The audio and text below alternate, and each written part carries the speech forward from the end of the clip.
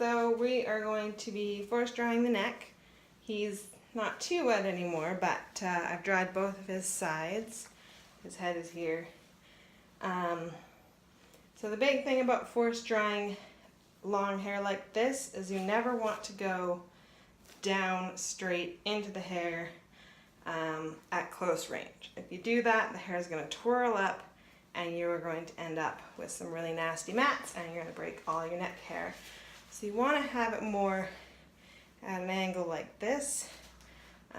So if this was his back, you kind of want the angle to be like this, going towards his butt with very little angle in it. Not like this, like this. Or if you wanted to use it straight up and down, you'd have to hold it quite a ways away. And then as I dry, I tend to run my hands through his hair to both get the, it kind of gives a slight lift to the hair and helps me to feel if he's dry, as well as to allow the air to get into those places easier. I can also pick out little tangles gently with my fingers so that I don't have to kind of break them out with a brush or a comb. So don't mind my dog being weird. I don't know why he's being so silly. So I'm going to start the blow dryer now. You probably won't be able to hear me. Hopefully my phone doesn't fall, and hopefully you can see well enough to see what I'm doing.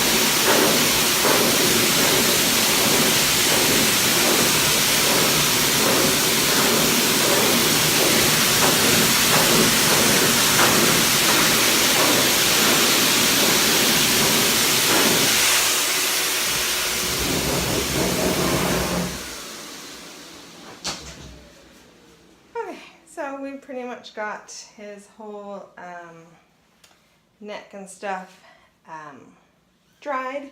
I have this section banded because otherwise it kind of has the likelihood to flop down and get in his mouth and stuff while I'm drying him. And I find by the time I get to this section it's dry enough anyways that I just use my stand dryer, which I pull out anyways to do him.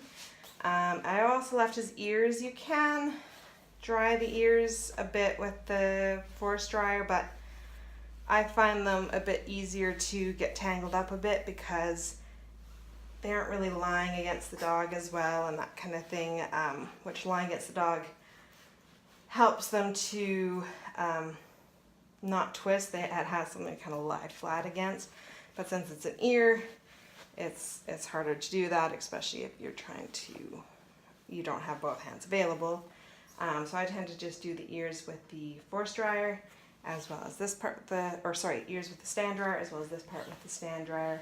But otherwise his back is totally dried. I'll maybe pick up the camera and put it in a slightly different position so you can see what it looks like from where I'm kind of standing. And otherwise we'll move on to the stand dryer after that.